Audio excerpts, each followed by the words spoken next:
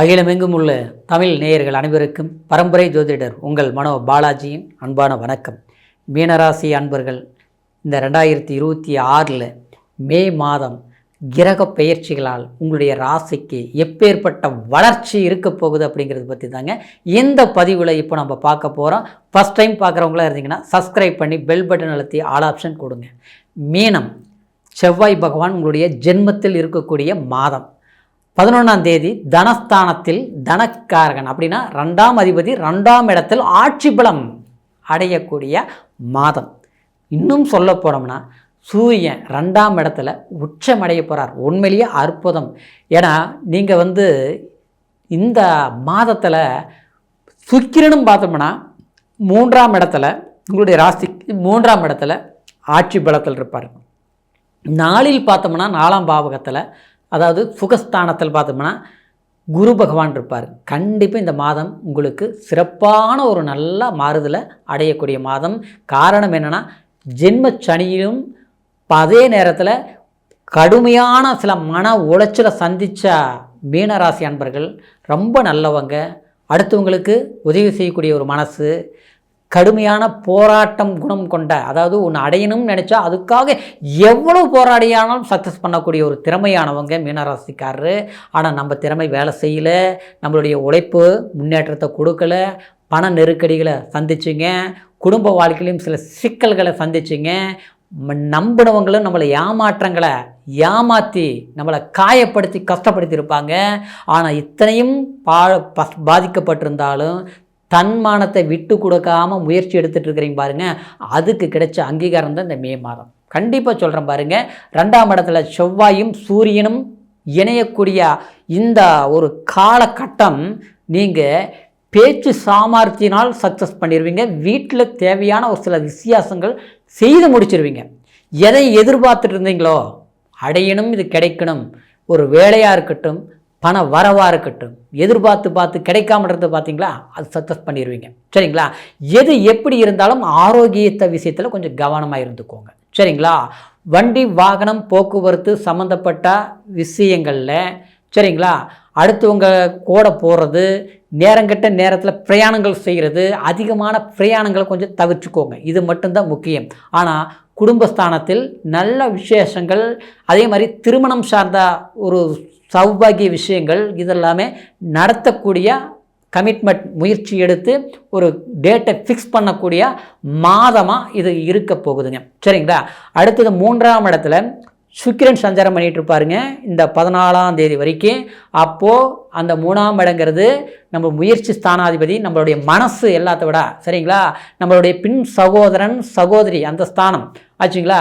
அப்போது இந்த நம்முடைய மனசு நல்லா இருந்தால் தான் நாம் எடுக்கிற முயற்சி நல்லா இருக்கும். அந்த முயற்சி நல்லா இருந்தால் தான் அந்த காரியத்தை சக்ஸஸ் பண்ண முடியும். சரிங்களா? அப்போது இந்த சுக்கிரன் நிச்சயமாக உங்களுடைய உள்ளத்தில் ஏற்படக்கூடிய சில நல்ல விஷயங்கள் அது சுமூகமாக நீங்கள் முடிப்பீங்க. சரிங்களா? சில குழப்பங்கள் இருந்து பார்த்தீங்களா, அதுவா இதுவா அப்படியா இப்படியா, வீட்டில் சொல்கிறது நமக்கு பிடிக்கல, நாம் சொல்கிறது அவங்களுக்கு பிடிக்கல, சரிங்களா, நினச்சது கிடைக்கிறது பிடிக்கல, இந்த குழப்பமெல்லாம் விட்டுருங்க. பிடிச்ச மாதிரி நினச்ச மாதிரி குழப்பம் இல்லாமல் நல்ல விஷயங்கள் நடக்கும். சரிங்களா? அப்புறம் பார்த்தோம்னா குடும்பத்தில் இருக்கிறவங்கள நம்மளை புரிஞ்சுக்க மாட்டேங்கிறாங்க, நம்மளை காயப்படுத்துகிறாங்க ஆச்சுங்களா. நாம் ஒரு மெஷின் மாதிரி, ஒரு பொம்மை மாதிரி உழைக்கிறோம், கஷ்டப்படுறோம், ஆனால் சம்மந்தமில்லாமல் நம்ம தனியாக இன்றைக்கி வாழ்ந்துட்டுருக்குறோம். ஏன்னா இவங்கெல்லாம் எப்போ புரிஞ்சுக்குவாங்க, அவங்க நமக்கு நல்லது பண்ணுவாங்கங்கிறத விட நம்மளை விலகி நம்ம இப்போ தனியாக இருக்கிற போது எல்லாருக்கும் சந்தோஷமாக இருக்கிறாங்க.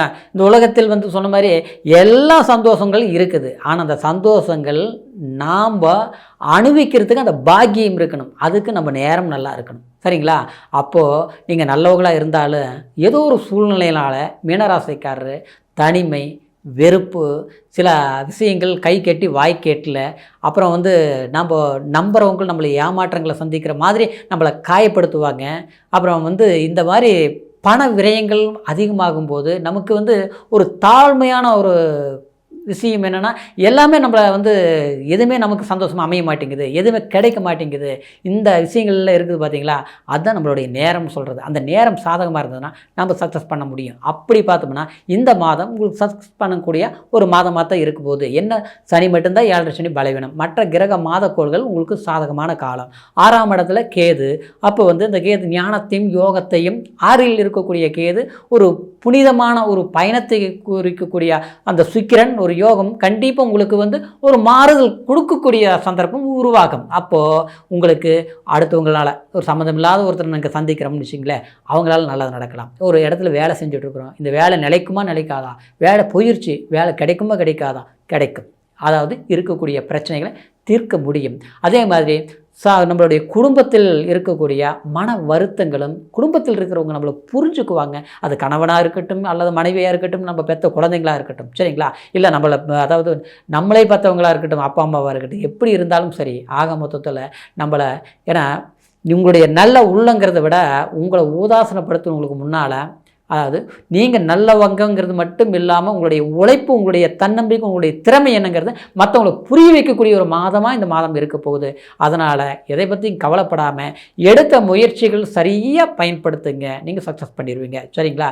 இப்போ சொன்ன பலன்கள் கோச்சார் அடிப்படையில் நான் சொல்லியிருக்கிறேன். கோச்சாரங்கிறது என்னங்க, நம்ம ராசி, ராசிங்கிறது மதிங்கிறது சந்திரன். சரிங்களா? நம்மளுடைய சிந்தனை வந்து ஒரு என்ன மனசில் தோணுதோ அதை ஆசைப்படுவோம், அது ஜெயிக்கணும்னு நினைப்போம், சாதிக்கணும்னு நினைப்போம். அதுதான் சந்திரன்.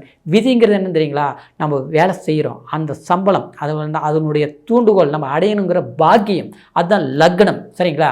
அதாவது மதி சந்திரன்னா விதி உயிர் ஆச்சுங்களா, லக்னம். அப்போது இந்த பிறப்பு ஜனன ஜாதகம் தான் அந்த லக்னத்தை நிர்ணயம் பண்ணக்கூடியது. நம்ம பிறந்த நேரம் இருக்குது பார்த்தீங்களா, எந்த ஊரில் பிறந்திருந்தாலும், எந்த வெளிநாட்டில் பிறந்திருந்தாலும், அந்த சூரிய உதயாதி நாளிகை வச்சு தான் லக்னத்தை நம்ம எடுப்போம். அப்போது அந்த லக்னத்தில் வரக்கூடிய அந்த கிரக சுழற்சி ஒவ்வொரு திசைகள் மாறி மாறி வந்துட்டுருக்கோம். சிலர் பார்த்தோம்னா ரொம்ப கஷ்டப்பட்டுட்டு இருப்பாங்க, ரொம்ப கஷ்டப்பட்டு திடீர்னு பார்த்தோம்னா ஒரு சக்ஸஸ் மனிதர் ஆயிடுவாங்க. சரிங்களா? குறுகிய காலத்துக்குள்ளே. அதில் என்னென்னா அவங்களுக்கு யோகமான திசை புத்திகள் நடக்குதுன்னு அர்த்தம். சரிங்களா? சிலர் பார்த்தோம்னா நல்லா இருப்பாங்க, பார்த்தோம்னா வாழ்க்கையில் குடும்ப வாழ்க்கையிலேயே சில பிரச்சனைகள் வந்துடும். யாருக்கு உயிருக்கு உயிராக நேசித்து வாழ்ந்தாங்களோ சம்மந்தமில்லாமல் பிரிஞ்சு போயிடுவாங்க, பிரச்சனைகள் வந்துடும், தொட்டது பூராமே பாதிப்புகளாக வரும். அதெல்லாம் என்னென்னா ஒரு பலவீனமான தசாபுத்திகள் நடக்கிற போது. சரிங்களா? அப்போது நம்மளுடைய எதிர்காலம் எப்படி இருக்குது நம்மளுடைய ஜாதகத்தில் பார்த்து தீர்மானிக்க முடியும் இல்லைங்களா? ஒன்று மாற்ற முடியாது, நல்லது கெட்டது தெரிஞ்சு நம்ம எச்சரிக்கை இருக்கலாம் இல்லைங்களா? அந்த மாதிரி உங்களுடைய ஜாதகத்தை ஒரு முறை பார்த்துக்குங்க. உங்களுடைய ஜாதகம் நம்மக்கிட்ட பார்க்கணும்னு நீங்கள் நினச்சிங்கன்னா கீழே இருக்கிற நம்பருக்கு ஃபோன் பண்ணி உங்களுடைய date of birth, time, place மூணையும் தெரியப்படுத்துங்க. ஆன்லைன் மூலியமாக கூட அருமையான பலன்களை பொறுமையான விதத்தில் கேட்டு தெரிஞ்சுக்கிட்டு இனி வரக்கூடிய காலத்தை அற்புதமாக தீர்மானிங்க.